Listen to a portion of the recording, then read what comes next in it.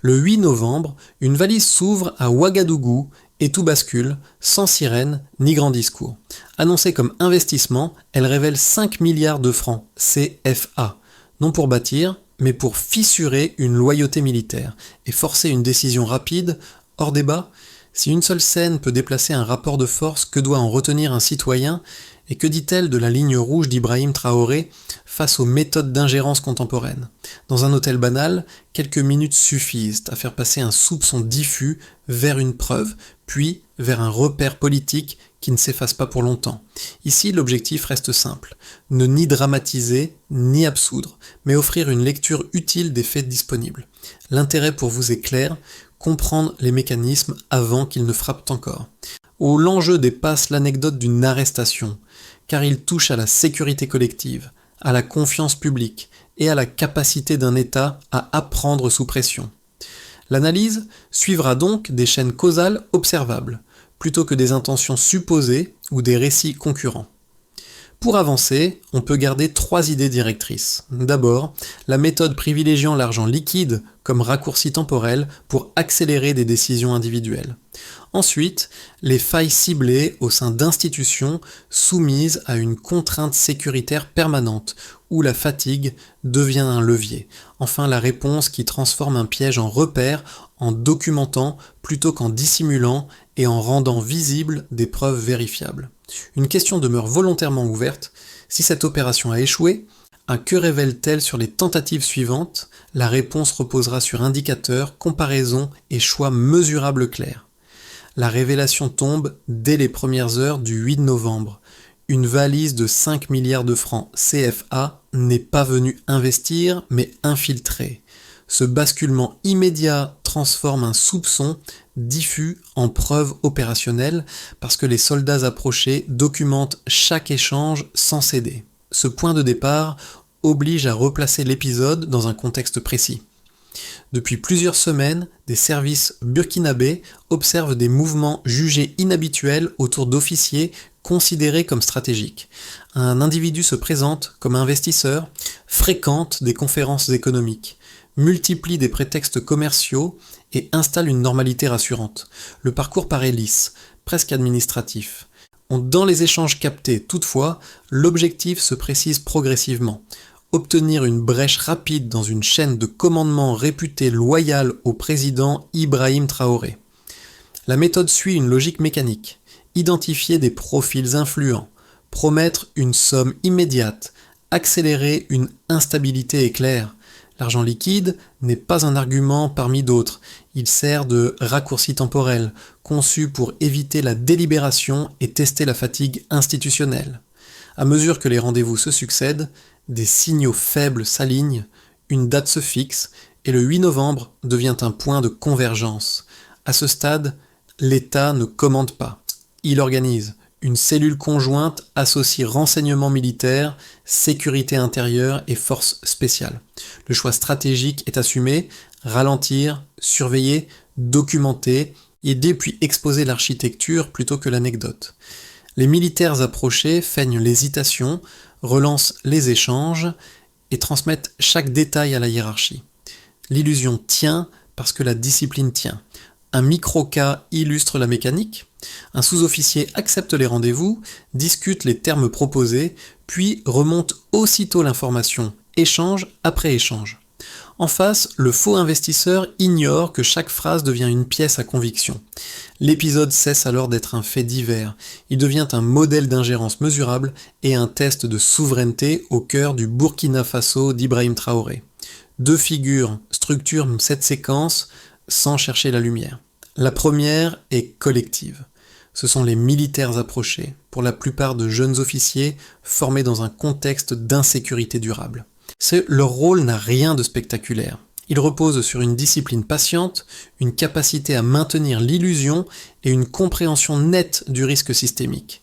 Ils savent que céder ne produirait pas un avantage individuel, mais une fragilisation en chaîne. Leur force réside précisément dans cette lecture froide des conséquences. La seconde figure est plus précise. Un sous-officier devient l'interlocuteur principal du réseau.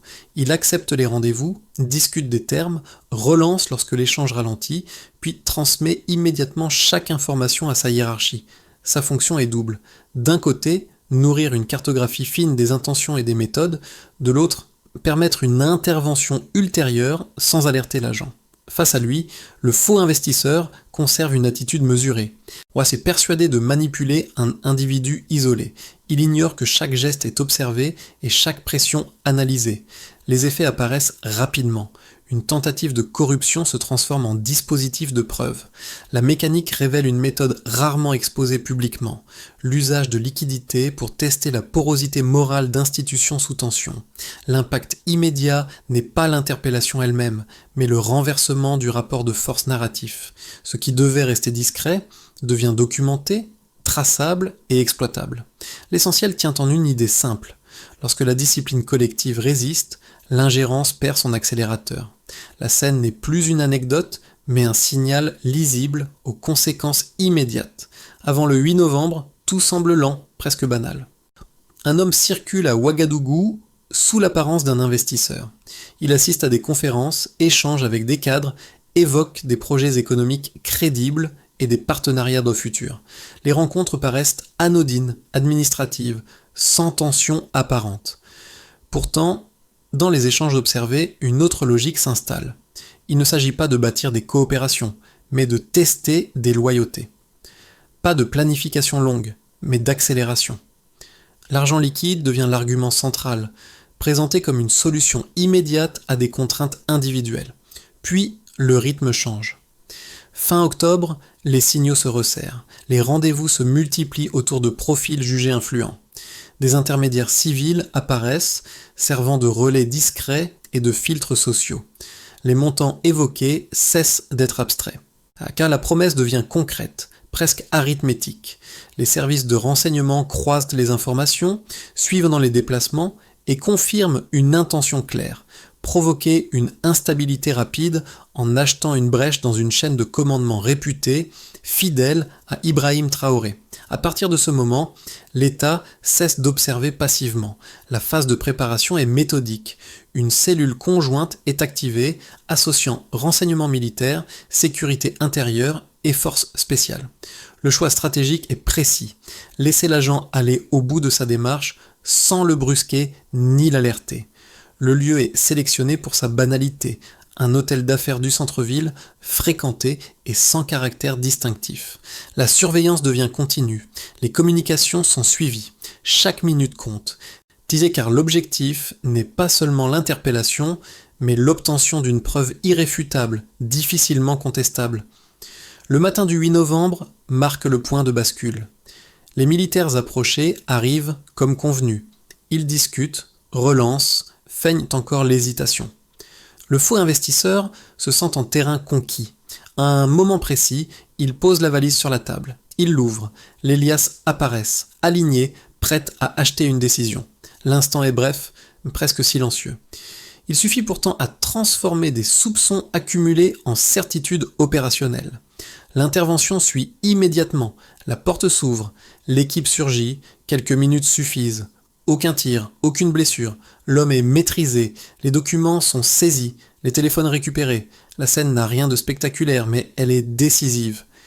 Ce qui devait rester une transaction discrète devient un fait établi, documenté et vérifiable. Les heures suivantes produisent les premiers échos. L'enquête confirme que l'agent n'agissait pas seul.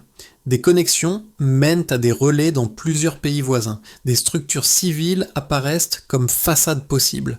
La valise change alors de statut. Elle n'est plus un pot de vin manqué, mais un outil de cartographie des loyautés et des vulnérabilités. Le soir même, l'affaire circule. Le lendemain, Ibrahim Traoré s'adresse au pays, salue la vigilance des soldats et transforme une opération technique en signal politique. La séquence laisse une trace durable. Repérer, surveiller, piéger, prouver, rendre visible. Le 8 novembre cesse d'être une date. Il devient une frontière entre une ingérence tentée et une souveraineté assumée. Avant le 8 novembre, la menace reste diffuse. Après, maintenant, elle devient mesurable et comparable. Le passage d'un soupçon qualitatif vers des indicateurs observables marque un changement de registre. L'État cesse d'argumenter par intention et commence à raisonner par effet. Cette transition explique pourquoi l'épisode dépasse l'anecdote et s'inscrit dans une logique de souveraineté opérationnelle associée à Ibrahim Traoré, sans dépendre d'un récit émotionnel. Pour commencer, il y a un premier repère chiffré. 5 milliards de francs et 1 milliard de francs CFA. Cette somme n'est pas un simple montant spectaculaire. Elle matérialise une méthode précise. Elle est calibrée pour agir vite, éviter les médiations et réduire le temps de réflexion individuelle. Autrement dit, un volume conçu pour acheter une décision isolée et déclencher un effet collectif rapide. Dans ce cadre, l'argent liquide fonctionne comme un accélérateur politique. Le fait qu'il devienne une preuve saisie et non un levier efficace inverse complètement le rendement attendu de la corruption. Ce qui devait produire une instabilité immédiate produit, au contraire, une traçabilité exploitable. On peut ensuite noter un deuxième indicateur. 68% de citoyens déclarant une hausse de confiance après l'exposition publique de l'affaire. Le chiffre ne décrit pas une opinion abstraite. Il capture un déplacement psychologique collectif. La progression intervient après la documentation des faits, non avant.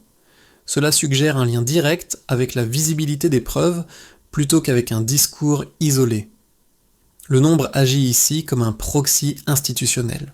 À là, il mesure la capacité d'un État à transformer une tentative d'ingérence en démonstration de cohésion sans recourir à la surenchère. Enfin, un troisième élément mérite d'être observé. Une baisse de 18% des incidents armés dans la région centrale dans la période suivant la neutralisation du réseau. Il ne s'agit pas d'attribuer une causalité totale, la prudence s'impose, mais la corrélation temporelle est significative. Elle indique qu'une loyauté militaire consolidée peut produire des effets rapides sur le terrain, même sans réforme structurelle immédiate. La cohésion interne agit comme un facteur de stabilisation à court terme. Pris ensemble, ces trois indicateurs racontent une dynamique cohérente. L'argent, censé fracturer, devient une pièce à conviction. La confiance, supposée s'éroder sous la pression, progresse après l'exposition des faits. La sécurité, attendue en dégradation dans un contexte politique tendu, montre un apaisement relatif. L'argument central n'est pas que tout problème serait résolu, mais que la direction du mouvement contredit les scénarios d'effondrement automatique. Dans cette lecture, l'intervention politique prend un sens précis. Elle ne transforme pas des chiffres en slogans. Elle utilise les données comme langage de gouvernance. La souveraineté n'est pas proclamée, elle est comptée, comparée et suivie. Les chiffres cessent d'être décoratifs pour devenir des critères d'évaluation publique, susceptibles d'être discutés et contestés. Une prudence demeure toutefois nécessaire. Les indicateurs sont situés dans le temps et sensibles au contexte sécuritaire régional. Leur alignement n'est pas une garantie de stabilité durable. Il constitue un faisceau robuste montrant qu'une tentative de corruption échouée, lorsqu'elle est documentée et rendue visible, peut produire un gain institutionnel mesurable. C'est ce passage du qualitatif vers le quantifié qui transforme l'épisode en cas d'école du Burkina Faso sous Ibrahim Traoré, plutôt qu'en simple récit spectaculaire. Pour tester la solidité de l'analyse, il faut d'abord formuler les critiques dans leur version la plus robuste, sans caricature ni simplification. Deux objections structurent le débat et méritent d'être examinées sérieusement. La première concerne le coût économique et diplomatique. Selon cette lecture, une posture souverainiste affirmée, surtout lorsqu'elle s'accompagne de ruptures avec des partenaires établis, peut réduire les marges budgétaires d'un État déjà fragilisé par l'insécurité. Aide suspendue, investissement ralenti, friction diplomatique, le risque serait de remplacer une dépendance imparfaite par une incertitude plus lourde. Dans ce cadre, l'épisode de la valise serait un pic symbolique, sans garantie de stabilité économique à moyen terme. La seconde objection porte sur le risque d'instrumentalisation politique. Rendre publique une tentative d'ingérence pourrait durcir les positions internes, réduire l'espace de négociation et enfermer l'action publique dans un récit de confrontation permanente. La souveraineté deviendrait alors un cadre rigide, moins capable d'absorber des compromis nécessaires et plus vulnérable à l'usure institutionnelle. La réponse la plus solide consiste à examiner ce que l'épisode rend mesurable après le 8 novembre. 3 éléments servent ici de contre-argument empirique. D'abord, une hausse déclarée de la confiance citoyenne, mesurée à 68%, suggère que la visibilité des preuves renforce l'adhésion plutôt que la défiance. Ensuite, une baisse de 18% des incidents armés dans la région centrale contredit l'hypothèse d'une déstabilisation immédiate. Enfin, la loyauté militaire observée face à une incitation financière élevée indique que la chaîne de commandement n'a pas cédé sous pression. Ces indicateurs ne suppriment pas les risques économiques. Ils montrent toutefois que l'effondrement n'est pas automatique lorsque la souveraineté est assumée et documentée. Le coût externe devient une variable du rapport de force, intégrée et arbitrée, plutôt qu'un tabou.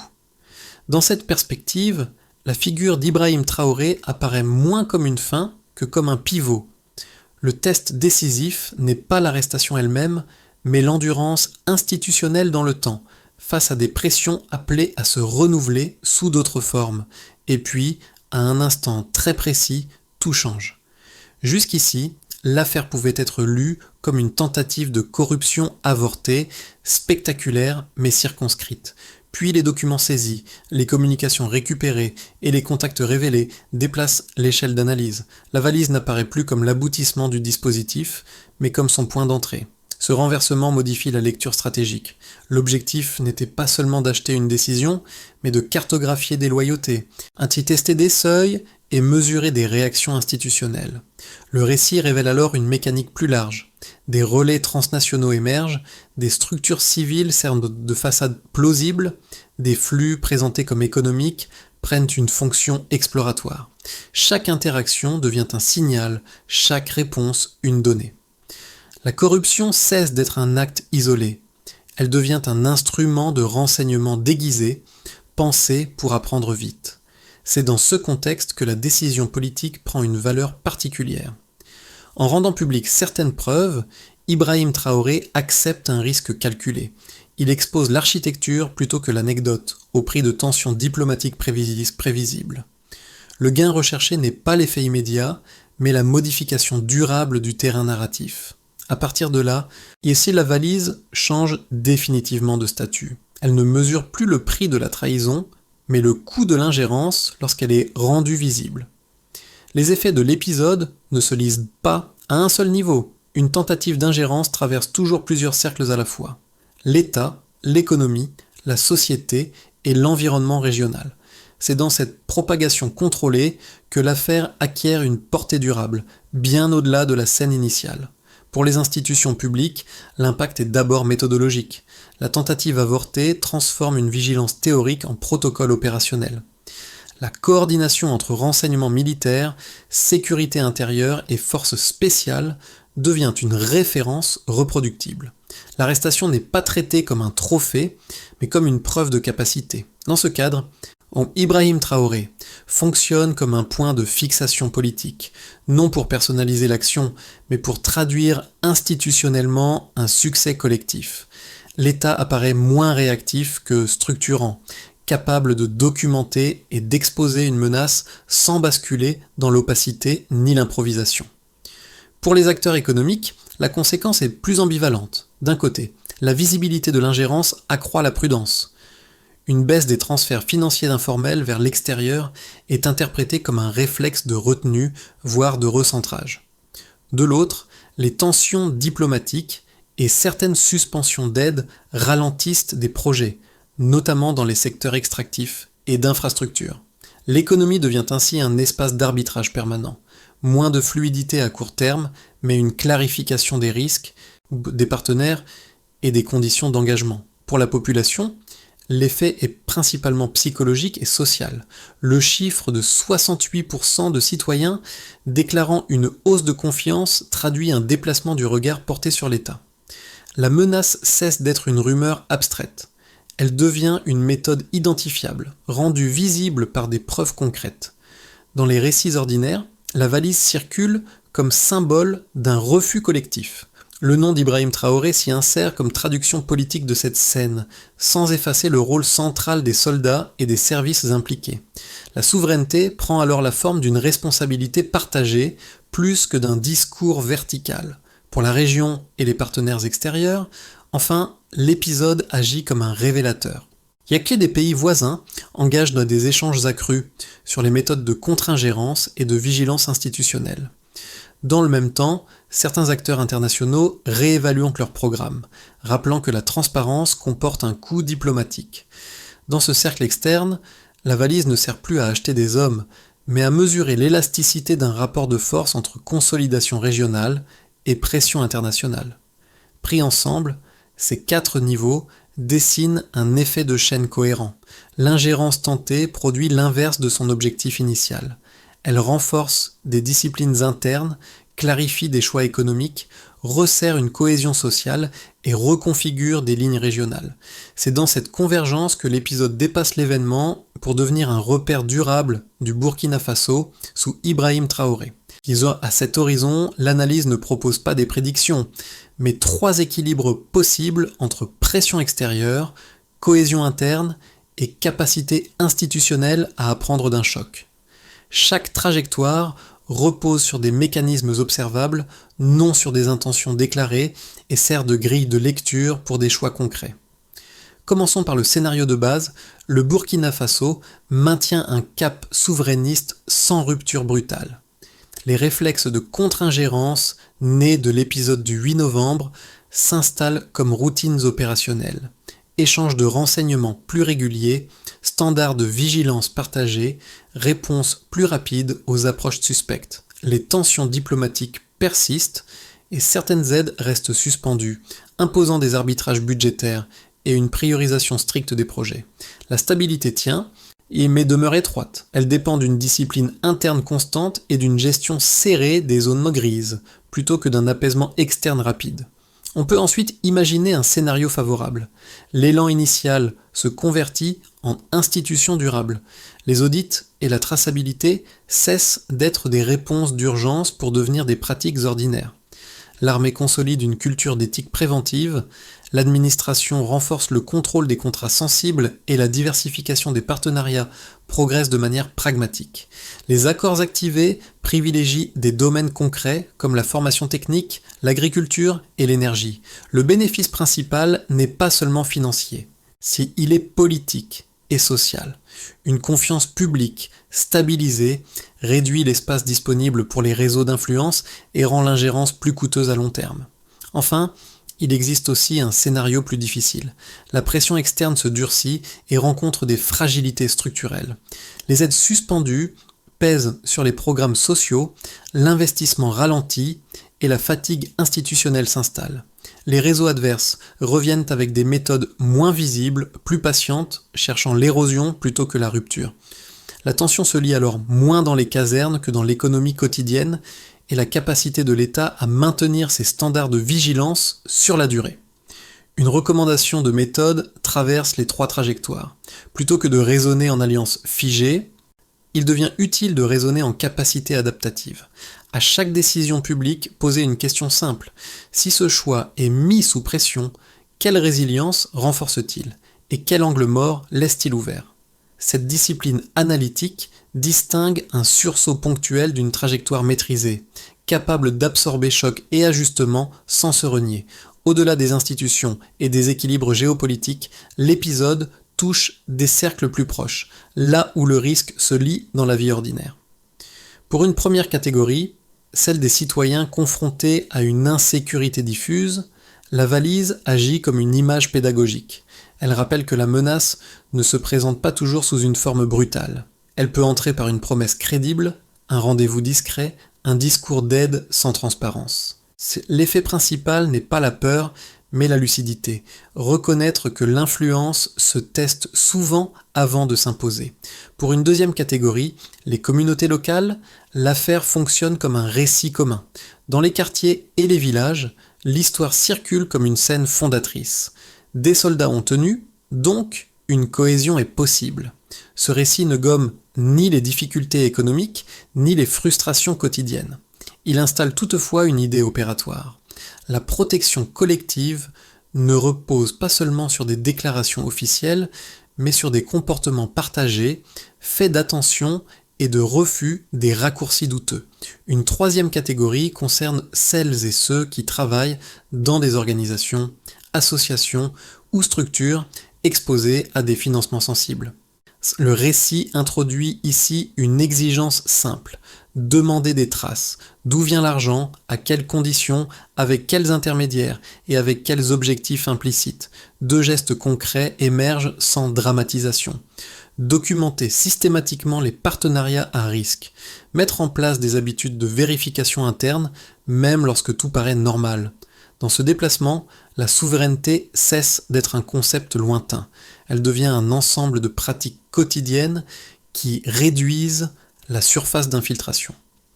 Le nom d'Ibrahim Traoré apparaît alors moins comme un symbole personnel que comme un repère politique reliant ses pratiques à une ligne assumée. Le message adressé aux spectateurs est simple. La vigilance n'est pas héroïque, elle est répétitive, collective et mesurable. Après le choc du 8 novembre, aimer la réponse décrite n'est pas une célébration, mais une méthode destinée à empêcher la répétition sous d'autres formes. L'objectif est de transformer une réussite ponctuelle en architecture durable, avec des responsabilités claires et des critères de suivi explicites, afin que la vigilance ne dépende pas d'un événement exceptionnel. D'abord, à court terme, le renforcement du renseignement opérationnel devient prioritaire. Les services concernés rapprochent informations civiles et militaires pour éviter que des approches économiques suspectes ne restent isolées dans des silos. Le progrès se mesure par la rapidité de détection, la qualité de la documentation et la réduction des accès non autorisés aux communications sensibles. La vigilance cesse d'être réactive pour devenir continue. Ensuite, sur un horizon annuel, l'assainissement des zones grises économiques s'impose. Les contrats exposés, notamment dans les secteurs miniers et énergétiques, font l'objet de révisions ciblées. Le principe directeur reste simple: réduire l'opacité qui rend l'ingérence rentable. Le succès ne se lie pas dans des annulations massives, mais dans une meilleure traçabilité et une visibilité accrue des flux souverains dans les comptes publics. Parallèlement, la diplomatie s'oriente vers une diversification pragmatique. Il s'agit d'activer des partenariats concrets sans promettre de substitution miraculeuse. La mesure du progrès repose sur l'exécution réelle des accords, en formation, agriculture ou énergie, plutôt que sur leur annonce. Enfin, la résilience doit être évaluée, un indicateur composite combinant autonomie économique, en que sécurité interne et confiance populaire permet de suivre les évolutions. Dans cette logique, Ibrahim Traoré apparaît comme le lien narratif entre opération et doctrine. Rendre l'ingérence plus coûteuse en organisant la vigilance, pas en la proclamant. Des semaines après les faits, ceux qui ont participé au dispositif évoquent moins l'arrestation que le silence. Un silence dense, installé dans une chambre d'hôtel ordinaire, au moment précis où la valise s'est ouverte. Pour le sous-officier déjà évoqué, l'instant n'a rien d'héroïque. Il marque surtout le passage d'une mission technique à une frontière morale.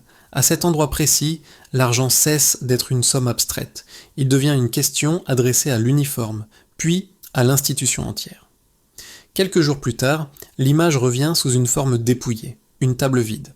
Son déliasse absente, Ibrahim Traoré se tient face à ce lieu vidé de son piège.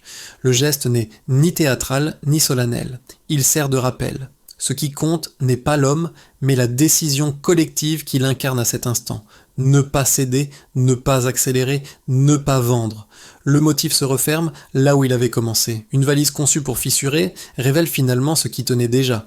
La souveraineté n'apparaît plus comme un slogan proclamé, mais comme une position tenue, minute après minute, par des vies ordinaires capables de dire non sans bruit. Une phrase s'impose alors, simple et sans emphase. L'honneur ne s'achète jamais. Elle résume moins un triomphe qu'une discipline partagée, appelée à être entretenue bien au-delà de l'événement. L'affaire s'est refermée sans triomphalisme, mais elle laisse une interrogation plus large que l'arrestation elle-même. Que construit un pays après avoir refusé d'être acheté ? La valise, devenue symbole, rappelle que la souveraineté n'est ni figée ni abstraite. Elle se façonne dans des choix quotidiens, dans la transparence des engagements, dans la discipline des institutions et dans l'attention portée aux récits qui cherchent à déplacer un centre de gravité nationale. Pour le lecteur, l'invitation n'est pas d'applaudir, mais d'observer avec rigueur. Quels signaux faibles réapparaissent après une exposition publique? Quelles zones d'opacité persistent malgré la documentation? Quels coûts externes s'ajoutent et quelles pratiques internes renforcent réellement la résilience collective? Ces questions dépassent un événement précis et s'appliquent à toute société confrontée à des formes d'influence discrètes. Dans ce cadre, la figure d'Ibrahim Traoré fonctionne comme un repère politique, mais l'enjeu ne se réduit pas à un nom. Il concerne la capacité collective à transformer une épreuve en trajectoire sans se refermer ni se dissoudre. Selon vous, quelles conditions permettent à une souveraineté de durer sans se transformer en isolement ?